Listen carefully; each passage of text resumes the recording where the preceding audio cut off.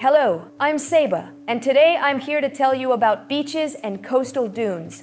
These are transitional ecosystems between the sea and the land, shaped by climate and wave action. In the Yucatan Peninsula, beaches are mainly of biological origin, meaning that their sand is formed from the breakdown of shells and corals. This gives them their light, bright color, making them especially attractive. Along the northern coast of the Yucatan Peninsula, there are low beaches and dunes facing the sea, separated from the mainland by coastal lagoons and patinas.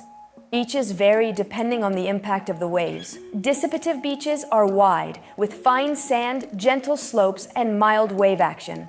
Reflective beaches are narrow, with coarse sand, steep slopes, and strong waves. There are also intermediate beaches, with characteristics of both. On beaches, wind and waves move the sand, forming mounds known as coastal dunes.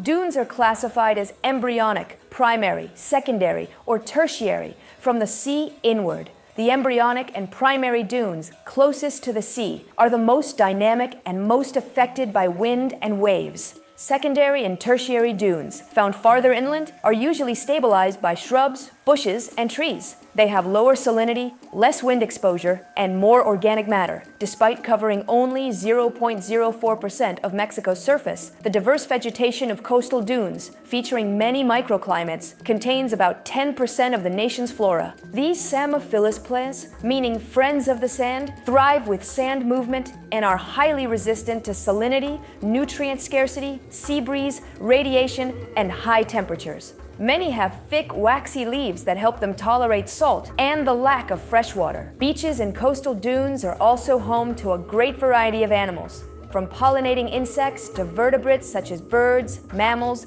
amphibians, and reptiles. Remarkably, 5 of the world's 7 species of sea turtles nest along the peninsula's shores. These coastal environments provide valuable ecosystem services. They regulate the climate, buffer winds and waves, prevent erosion and flooding, and offer scenic beauty, recreation, and even medicinal resources. However, coastal dunes, vital for shoreline protection and defense against hurricanes and floods, are severely threatened by human activity and construction.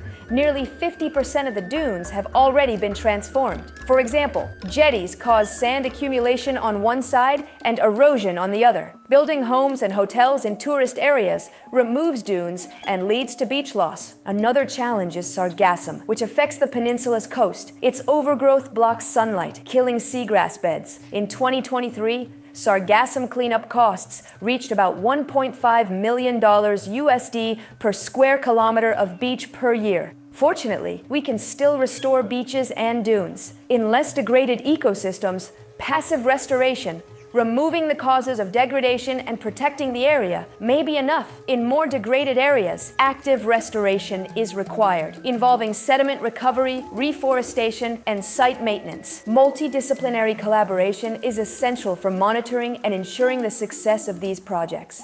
This is a current challenge in the region, where authorities, companies, communities, and academia work together to establish shared goals and ensure long-term conservation.